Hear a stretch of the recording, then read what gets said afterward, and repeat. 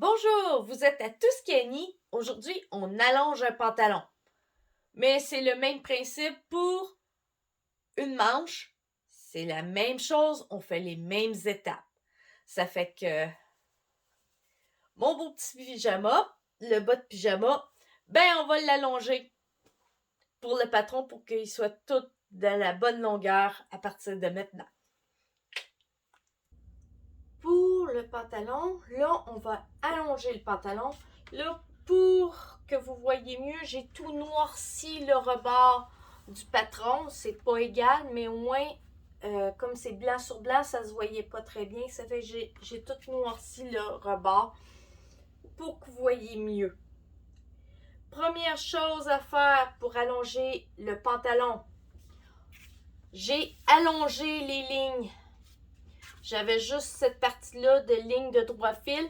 Je l'ai allongée et j'ai fait des traits jusque là-bas.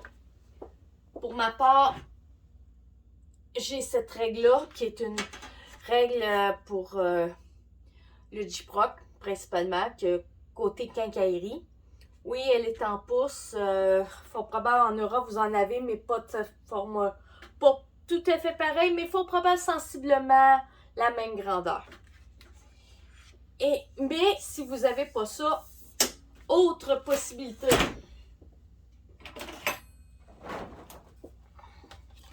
On utilise plusieurs règles qu'on vient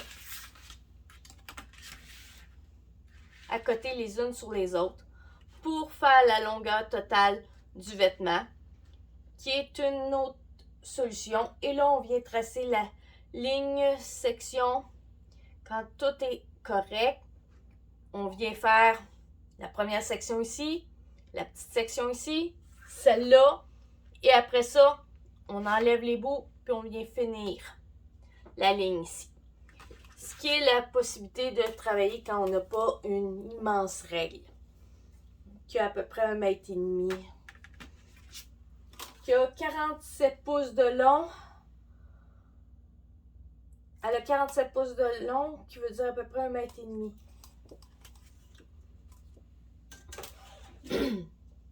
Bon, maintenant qu'on a fait la ligne ici, on allonge un pantalon ou, en passant, ceci s'applique aussi pour les manches. Hein. Ici, on allonge le pantalon habituellement au niveau du genou. Quand c'est pour la manche, c'est au niveau du coude. Vous faites une ligne perpendiculaire.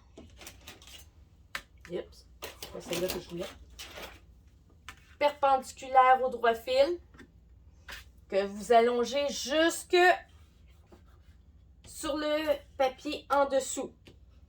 Après ça, de cette ligne-là, vous tracez le contour jusqu'à la ligne. Le haut ne bouge pas. Vous faites l'écran. Tout l'écran, je les ai reportés.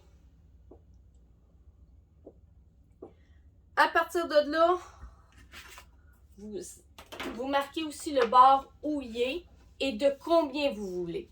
Moi, c'est 1 pouce, qui veut dire à peu près 2,5 cm. Je me suis fait une ligne là. Et vous reportez aussi cette ligne-là ici.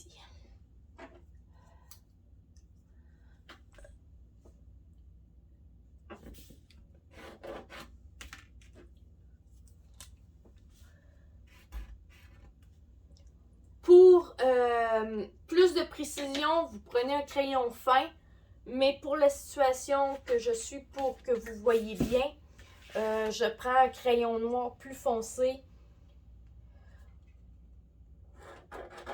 pour que vous remarquiez mieux la ligne. Mais elle est plus large et moins de précision. Ça fait que je ne me fie pas à la ligne noire, mais c'est pour le visuel pour vous. Bon, maintenant qu'on a mis les traits d'allongement de combien on voulait mettre en 2 places, on a fait le contour, les crans sont tous installés. Maintenant, vous enlevez ça.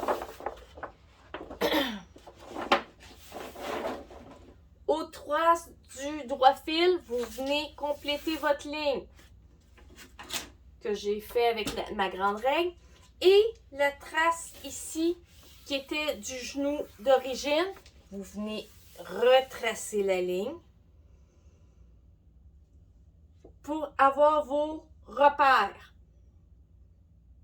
Comme vous voyez, j'ai fait les coins de l'ancienne, ce qui va être l'ancien ourlet. Je les ai mis. Maintenant, je vais refaire cette ligne-là de bord en bord. Ça va être simple de le faire avec ma grande règle.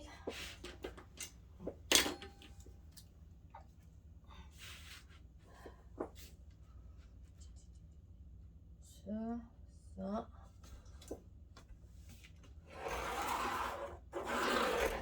Voilà. Et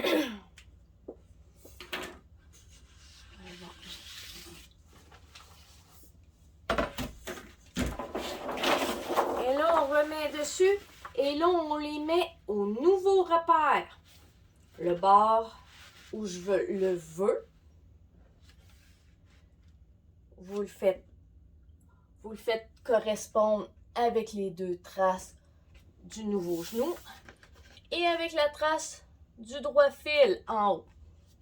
Quand tout est correct, on met les poids. Oups. Et vous tracez le restant. Et vous retracez la patte au gros. Oups. Mon pouce. Et voilà.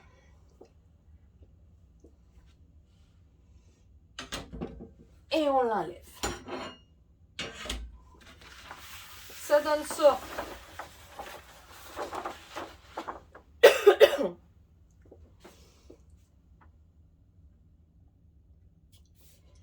Là, vous voyez que les traits, si on fait ça en ligne droite, ça ne marche pas. Il faut faire un trait intermédiaire. Mesure, je suis en pouce, vaut mieux que je reste en pouce. Une ligne intermédiaire qui veut dire, dans ce cas-ci, la moitié de la mesure.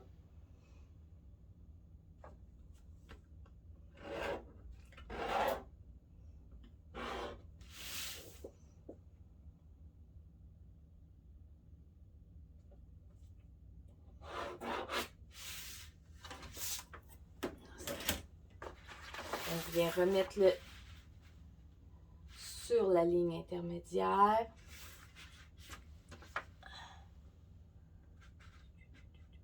Voilà.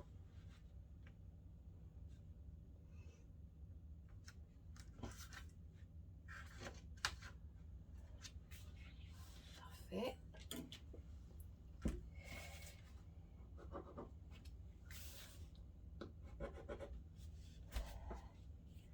Là, j'ai fait un petit bout de ligne ici, un petit bout de ligne ici. La jambe, la nouvelle ligne de jambe va arriver à ce point ici, là et à ce point-là. Je viens mettre au niveau de la jambe, au point ici, sur la ligne. Et là, je bascule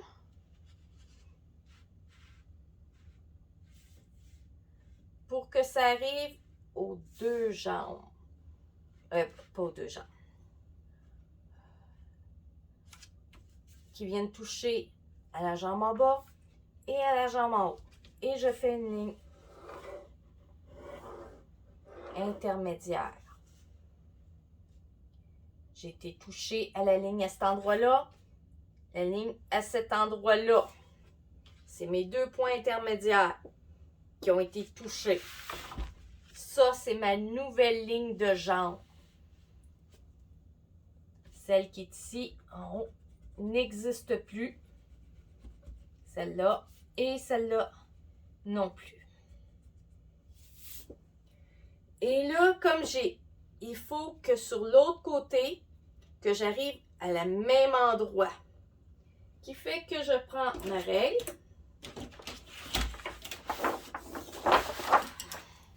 Par rapport à la ligne du milieu, perpendiculaire. Bon, ici, ça tombe juste. 9 cm. Par rapport à la ligne du milieu. Par rapport à la ligne du milieu ici.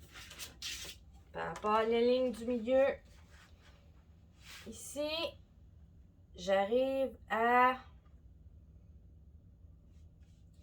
6,4 cm. Par rapport à la ligne du milieu, je viens reporter cette mesure-là en bas. 9 cm. Je viens toucher ici. Et ici, je viens toucher à 6,4. Parce que les deux côtés de la jambe doivent être identiques. Oups. On va faire ça comme ça va être plus simple.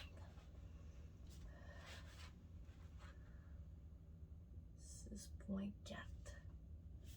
C'est ici.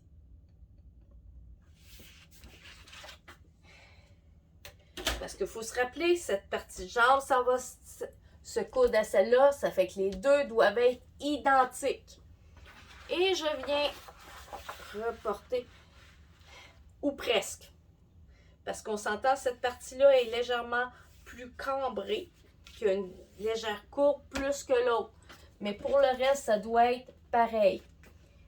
Je viens m'accoter sur la pointe, ici qui est la partie milieu entre les deux parties qu'on a agrandies. On vient mettre la ligne dessus. Puis là, on vient basculer le patron pour que ça aille toucher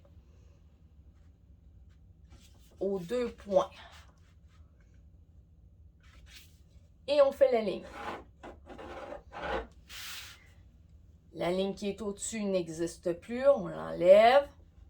La ligne d'en dessous, on l'enlève, elle n'existe plus.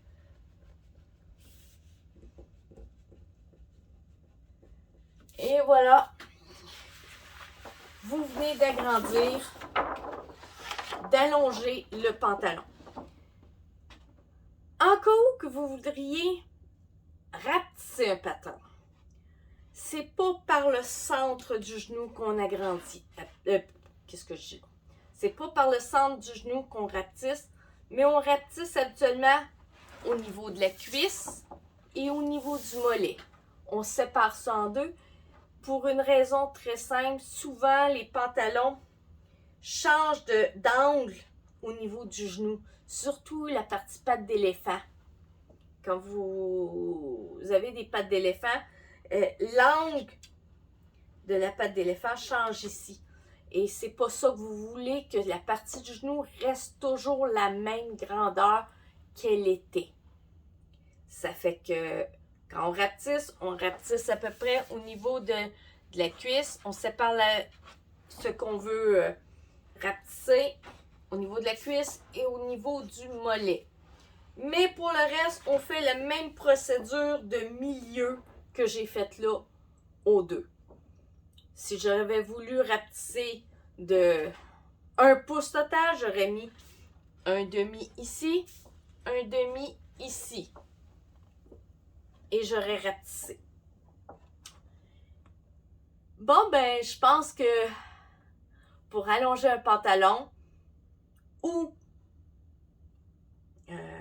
une manche, ceci est la technique. Puis encore là, pour la manche, on rapetisse au niveau du biceps et préférable de rapetisser au niveau du biceps et de l'avant-bras ici. Parce que là encore, il y a aussi des manches qui ont cette faculté-là de rapetisser jusqu'au coude puis d'agrandir au niveau de l'avant-bras pour une manche un peu plus évasée. Ça fait avec ça, si vous avez aimé, mettez un pouce en l'air et abonnez-vous. À la prochaine!